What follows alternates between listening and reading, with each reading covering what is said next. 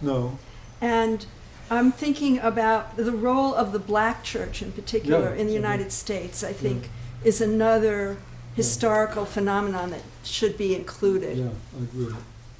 Yeah. Richard? Should I just, yeah. Yeah. Put my mouth full. Anyway, Jerry. okay. Who's calling on people? I'll call on people Okay. just to, yeah. Yeah, I was wondering if you or anybody here knows more about like that period of time where liberation theology. Yeah. Because not only was it an anti-imperialist movement, but I'm interested too in its real direct links to Marx. And if and what, and if there are people who know more about that. And, Does somebody want to answer that? I can, if I got a couple of minutes, I could say something on that. All right, go ahead. Because religion, I thank you very much for this. I think thank it's very you. It was important really to good. talk about this as Marxist. And I first came in as an anthropologist and looking at it. But when I was teaching at Cal State Long Beach, after the first Gulf War, a bunch of us got together and formed the Campus Progressive Alliance. We all went around the room and introduced them as ourselves. And this kind of tall, geeky-looking guy said, "Oh, I'm the campus minister, and I lead students to trips down to Central America where we study liberation theology." And I thought, "Oh, geez, what's going on with this guy?" We became very good friends. I took his class on the Bible through third world eyes. It was very illuminating because he says third world people look at the Bible fundamentally differently than we do in the first world. They see it as something that's going on in their lives, whereas we say, okay, we go to church, we read the Bible, and we go about with theirs. So it's integrated into their lives, and the way they see it is different. And he gave the example of the way they illustrate the Bible. So there's this slaughter the innocents, where King Herod finds that a new king has just been born, so naturally goes out and kills all the newborn babies. When this is illustrated in our Bible, it's these Roman soldiers out in the desert holding up these little white babies, killing them. When the peasants of Nicaragua illustrate it, it's in the jungles.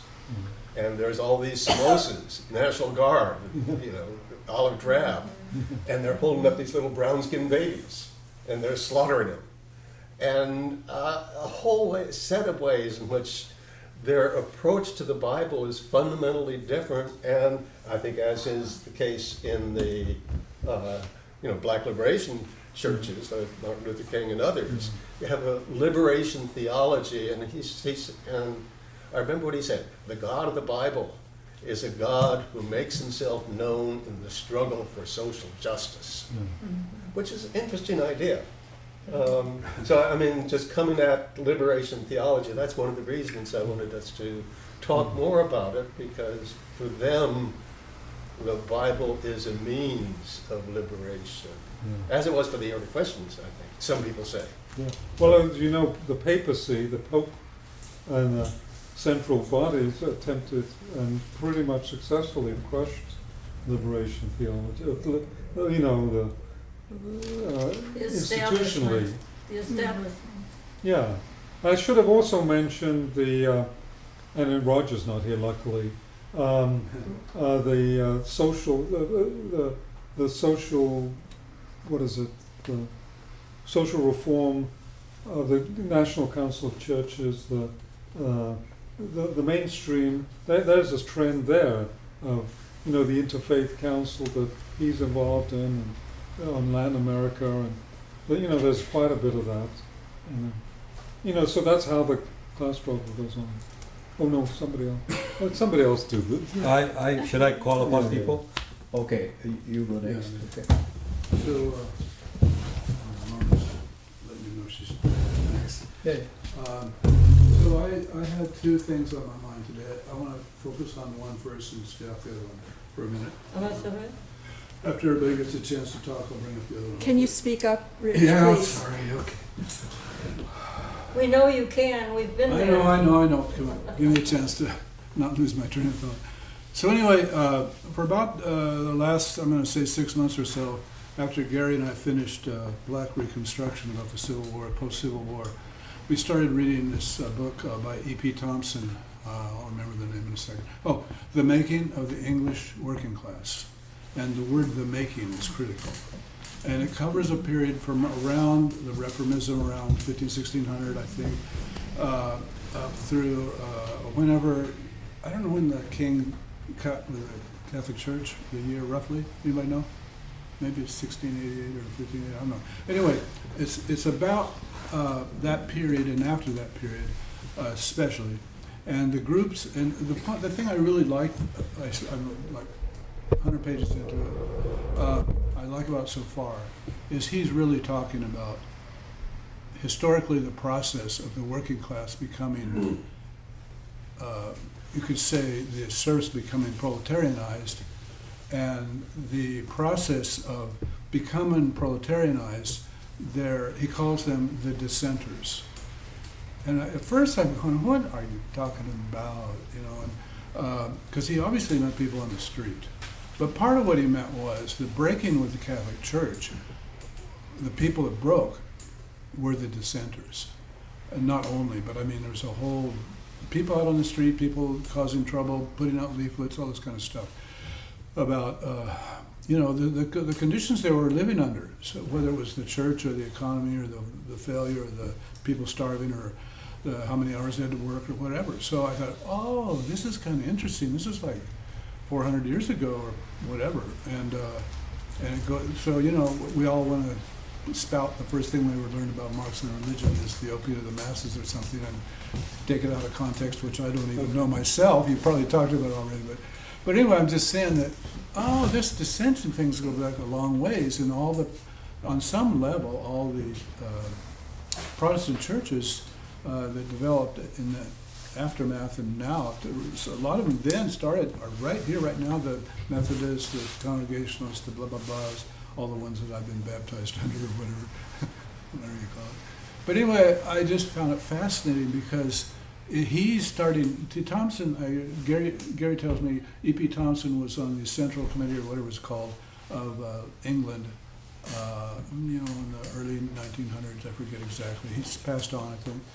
And I was fascinated by the way he would weave in the class struggle with the relationship to the church and their splitting with the Pope, you know, the Catholic Church. And all that was just totally fascinating. I highly recommend it. I'm not through with it, but I'm just, you know, I can't believe I found a book, Gary found a book right after the Black Reconstruction. It just totally grabbed my, you know, guts, and I can't let go of it. So, Okay. Okay, so I'm going to limit the time. It's only 2 been, minutes? 2 minutes. 2 minutes, okay. It's fair with the consideration. Sure, if everybody agrees, it'll be 2 minutes. yeah. No, You finished? 3 minutes. Oh yeah, no, I'm never finished, but I'm finished. Yeah, Okay. definitely. Karen, you're next. I don't think you should call it 2 minutes. I think you should have it 3 minutes.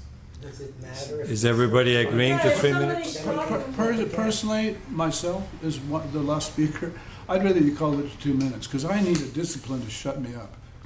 I'm honest, you know, I don't organize my thoughts where it's, you know. Okay. Okay, 2 minutes, I'm going to set it up. So go ahead, Karen. So, well, I don't know whether other people read this book by Reza Aslan Zealot, and I mean, it just presents this entirely different view of Christianity and the origins of Christianity based on the very, very slim information that's actually known about Christ, and then surmising from the Roman history of the era what his teachings must have really been. And actually, like, for anybody to call themselves the Messiah meant that they were involved in the active overthrow not only of the Roman occupation, but of the corrupt aristocratic hierarchy in the Jewish temple. And when he was crucified, actually the two people who were crucified next to him were not thieves. That's a mistranslation. They were also insurrectionists. And there were many, many people in that time who were calling themselves messiahs, and they were all being crucified. And that was the main crime that people were crucified for. But the other thing that I thought was really interesting is after Christ's death, I think in the year 66, there was what's called the Great Revolt in Jerusalem. And, you know, there had just been all of this pressure against the Romans, and they were occupied somewhere else, and the Jews actually did overthrow the Roman rule for a very short period of time. But then when the Romans came back in, they came in with a vengeance and just massacred everyone. And it's the destruction of the Second Temple. And basically the entire city of Jerusalem was destroyed. Well, at that point, the few people who were followers of Jesus had to retreat and basically reconstruct. Let her finish what she's saying. Well, they really had to construct a whole new message, because that message of we have to stamp out the Romans, that was like, you weren't going to live long if you said anything like that. And then the other thing, Jesus was probably not a carpenter. He was a day laborer, extremely poor, totally uneducated, and nothing was ever written down by anybody who actually knew or met him. And so it was Paul, who was Greek, off in another area, who started reconstructing this religion as this sort of spiritual Christ who loved peace. But early Estimated images, year when he was doing that? this would have been maybe 100 AD. Oh, really? Okay. Yeah. Yeah, I don't think anything was written about Christ for around 100 years after his death. That's Okay, Norma. You want to respond to that or just let Norma go? Okay, go ahead. Well, I'm convinced that Christ was a composite of the people that were going around and talking about how horrible life was and how it needed not to be this way. And we're going to, I will save you, or whatever they put forth. It was all these many Meshiachs, the many Messiahs, whatever. To which I add that the Peace and Freedom Party has 90,000 members now, registrants, over 90,000, just increasing because of the terrible times, Along with that, I'll read to you. I copied down this material out of asking about the opiate.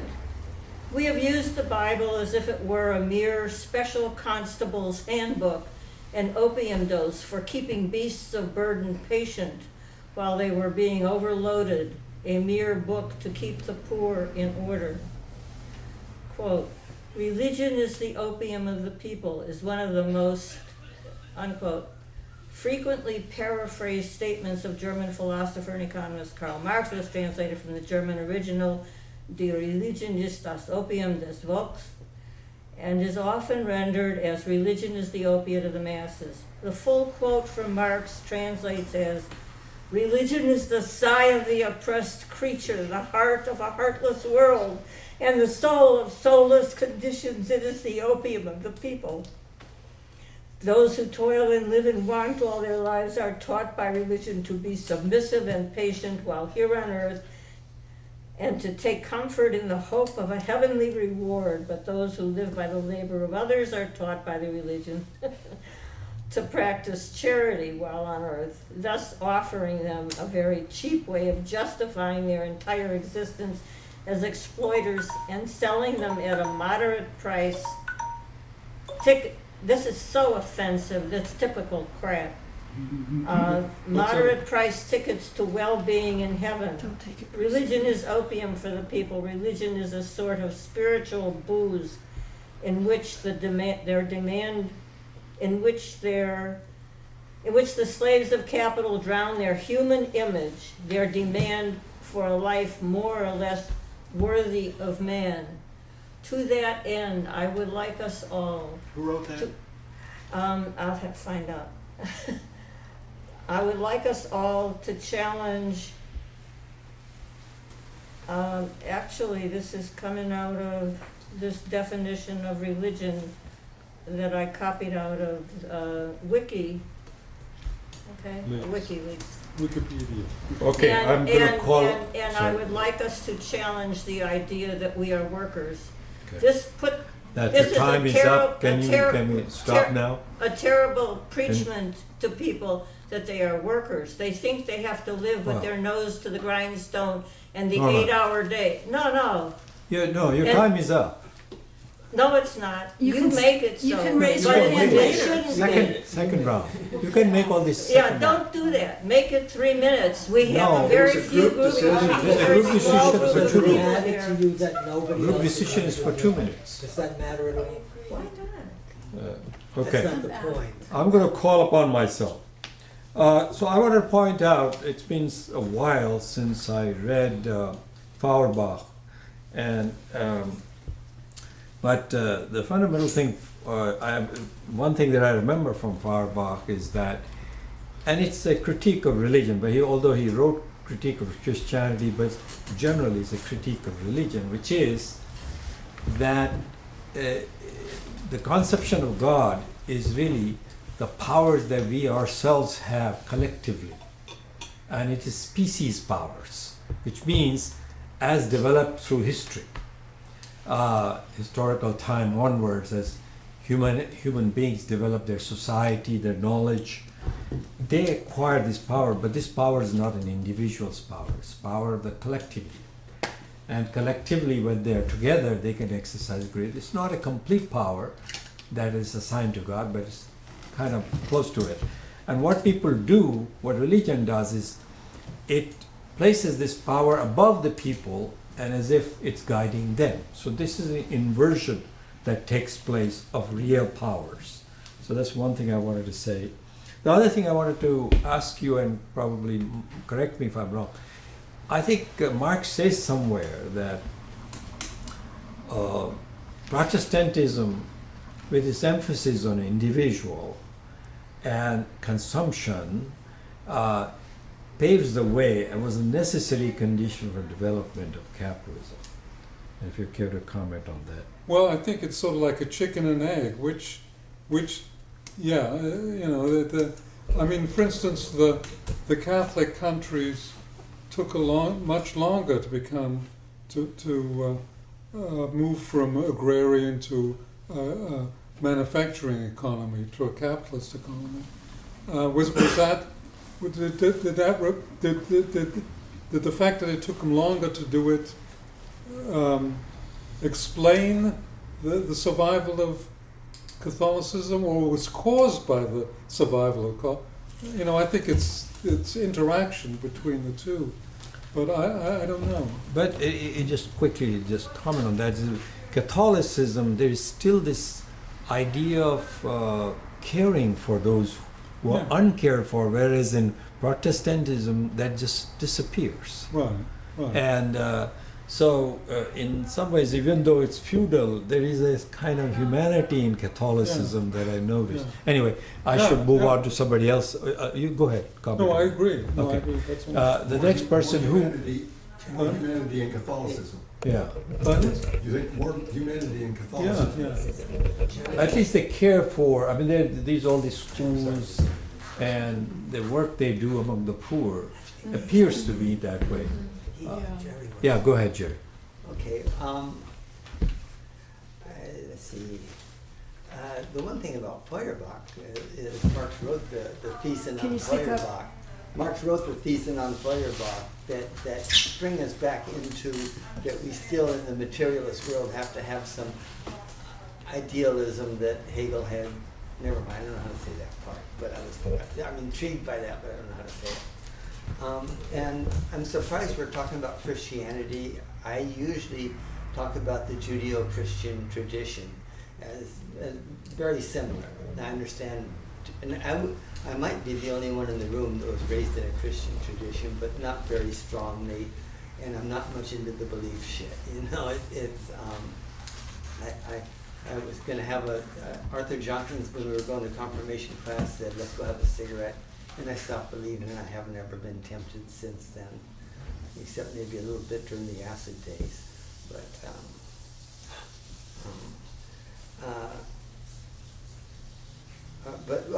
the two differences that I find that, I mean, I think Christianity brings us to we being people that can think about this as individuals, as we're doing here. Christianity brought us a lot back, and the Judeo-Christian tradition did, but also the idea of God coming down to man, the whole thing that you have to believe. Belief is a horrible thing, but it's a whole lot where individuals became important enough so that they could be a focus on what on how to look at things. And I kind of with the Christian. And I do appreciate a religion where the Messiah is somebody we're waiting for rather than somebody that was historically a character in the past.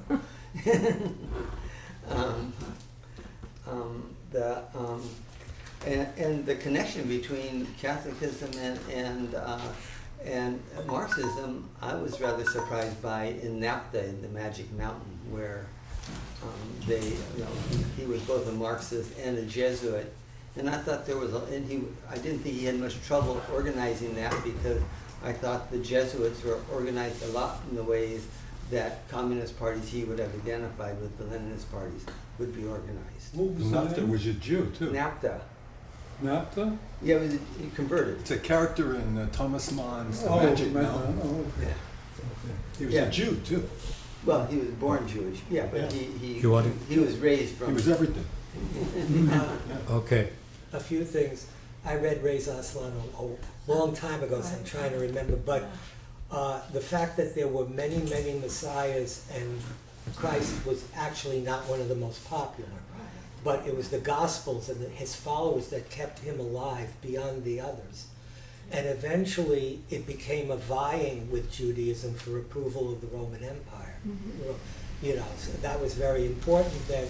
And you could almost say the alignment of any religion with the power structure is what helps keep it going, until it could also permeate that power structure as well.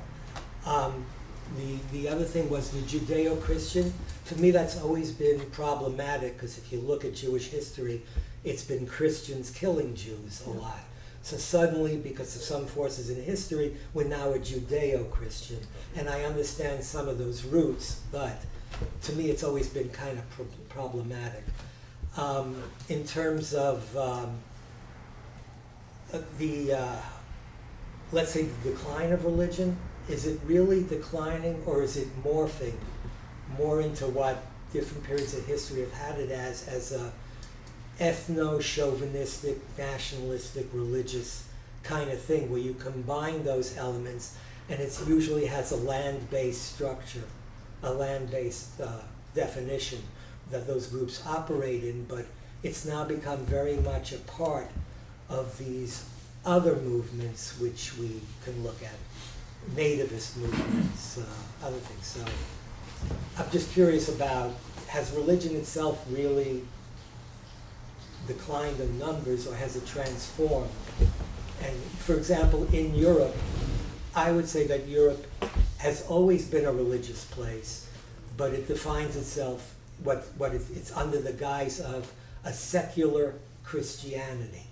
And the only way that that's ever threatened is when other groups come in and suddenly people get afraid of a tipping point, that their Christian values, which have really always been disguised as secular, feel threatened. Can we jump in and take care of a little business here? We can, yes. Yes, thank you. I just remind you, the Mormon